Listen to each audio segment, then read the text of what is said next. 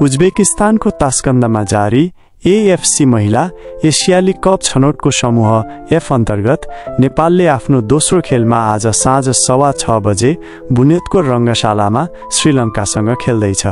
नेपाली महिला टोली लाओसमाथि 9-0 को शानदार जित हासिल गरेपछि आत्मविश्वासका साथ मैदानमा उत्रदैछ।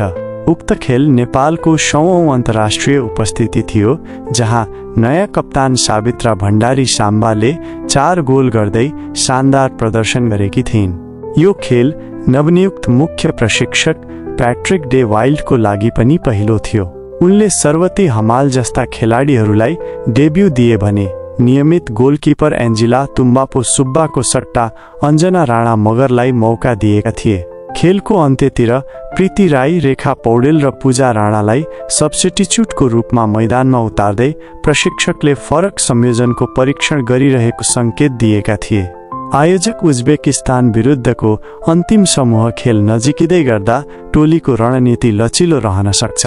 उज्बेकिस्तानलाई समूहको सबैभन्दा बलियो टोली मानिन्छ र यसले भर्खरै श्रीलङ्कालाई 10-0 ले पराजित गरेको थियो। हाल फिफा महिला वरियतामा उज्बेकिस्तान 51औं, नेपाल 100औं र श्रीलङ्का 159औं भन्दा धेरै अगाडि छ। नेपालको श्रीलङ्का विरुद्ध उत्कृष्ट रेकर्ड छ, अघिल्ला सबै 8 खेल जितेको छ।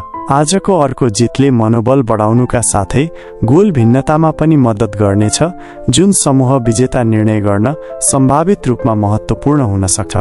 समूह एफको शीर्ष टोलीले 2025 मा अस्ट्रेलियामा हुने एएफसी महिला एसियाली कपमा स्थान सुरक्षित गर्नेछ र अन्य अन्तर्राष्ट्रिय प्रतियोगिताहरूमा पनि पहुँच प्राप्त गर्नेछ।